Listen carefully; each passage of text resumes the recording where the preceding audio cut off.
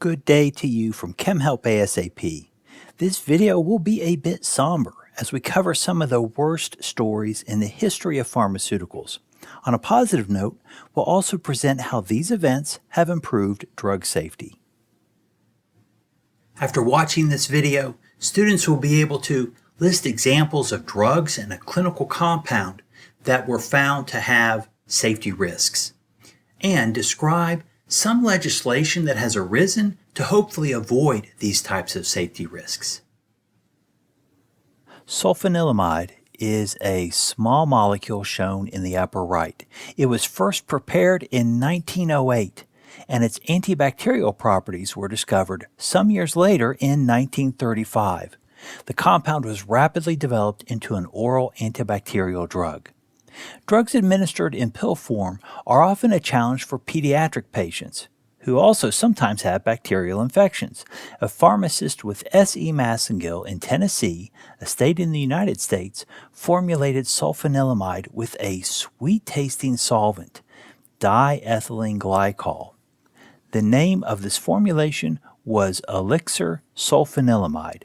The formulation was shipped in September 1937, and reports of patient deaths appeared within a month. Samples were recovered as quickly as possible, but over 100 patients died. The problem is diethylene glycol, which forms metabolites in the body that lead to kidney failure. So sulfanilamide was safe, but the diethylene glycol used in the formulation was not safe. The events around Elixir Sulfanilamide gave rise to the 1938 Food, Drug, and Cosmetic Act in the United States. The legislation enacted requirements for animal safety studies for all new drugs. In 1957, thalidomide, shown in the upper right, was available over the counter for conditions like anxiety and nausea across Europe. Thalidomide's maker pushed for approval in the U.S., but Dr. Francis Oldham Kelsey, an FDA agent, blocked the drug for lack of adequate safety testing. In 1961, around 10,000 deaths and birth defects were linked to the use of thalidomide by pregnant women, most of whom used thalidomide to reduce nausea during morning sickness. The actions of Dr. Kelsey undoubtedly spared the United States from the tragic effects of thalidomide. These events around thalidomide led to the passing of the Kefauver-Harris Amendments in the U.S. in 1962. The legislation required a drug sponsor to provide additional evidence of both safety and efficacy. Only with evidence of the benefit of the drug can the safety risks be properly contextualized. While I am highlighting legislation in the U.S., regulatory authorities around the world enacted similar legislation. TGN 1412 was a monoclonal antibody in development for certain cancers and arthritis.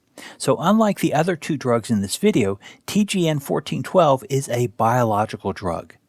TGN 1412 entered clinical trials in March 2006, and within an hour, subjects in the treatment group began experiencing adverse effects, primarily severe inflammation and swelling.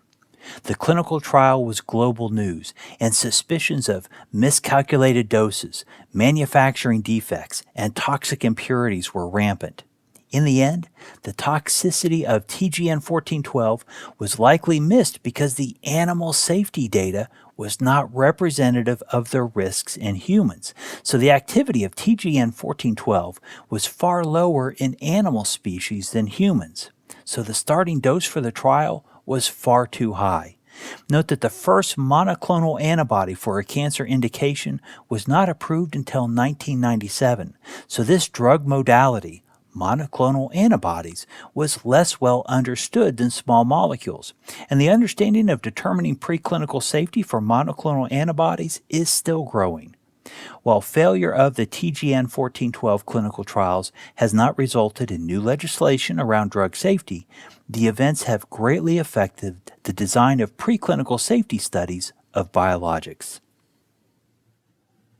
We have listed some drugs that suffered terrible failures in the clinic and the market.